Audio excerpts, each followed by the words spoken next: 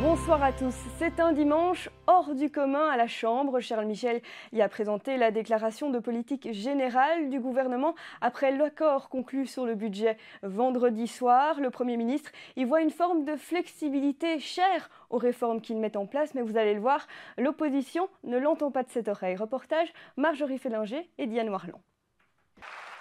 Et pour revenir sur cette actualité politique plutôt mouvementée depuis la semaine dernière, Jean-Jacques Deleu recevra Lors de cette déclaration, il était notamment question de l'économie sur les soins de santé, des soins justement mis à l'honneur pour le cas. Une page se tourne pour le café Petit Lion, situé rue Haute, près du palais de justice. La gérante a décidé de ne pas renouveler le bail. L'avenir de ce café est donc incertain et pourtant, c'était le rendez-vous de nombreux Bruxellois depuis près de 100 ans. Reportage Marjorie Fellinger et Diane Warland. C'est l'événement incontournable pour les amateurs de la mode à Bruxelles. Ce week-end, les Brussels Fashion Days mettent à l'honneur les créateurs belges. Jolène de Kerkhove s'est faufilée dans les coulisses pour rencontrer l'un d'entre eux. Football à présent avec cette rencontre du White Star contre Sprimont.